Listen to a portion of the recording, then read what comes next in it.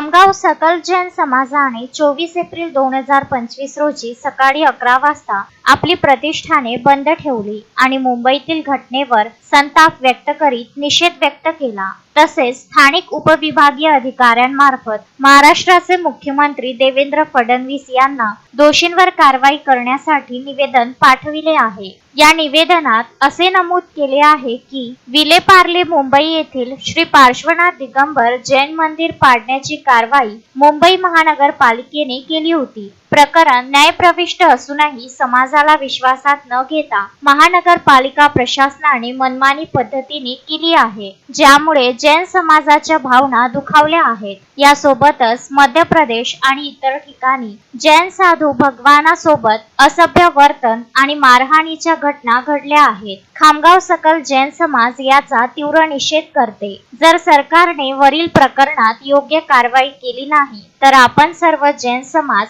भविष्यात एकत्रितपणे अन्नत्याग करू आणि उपोषणाला बसू। जैन समाज नेहमी सरकार आणि समाजाला मदत आणि सेवा करीत आला आहे। संपूर्ण जैन समाजाने वरील प्रकरणात लवकरात लवकर कठोर कारवाई करण्याची मागणी केली आहे आणि सरकारने भविष्यात अशी घटना घडू नये याची काळजी घ्यावी आणि संबंधित अधिकाऱ्याला योग्य सूचना द्याव्यात। निवेदन देताना श्री जैन श्वेतांबर मूर्तिपूजक संघ, श्री वर्धमान स्थानकवासी जैन संघ, समस्त जैन संघ, तेरापंथी जैन संघ, चंद्रप्रभू जैन संस्थान, तरन जैन संस्थान आदि यावेळी उपस्थित होते। प्रकरण न्याय प्रविष्ट होने पर भी और वहाँ के ट्रस्टियों को विश्वास में न लेते हुए तोड़ी दस्ते ने सुबह के समय आकर देरासर जी को तोड़ा है।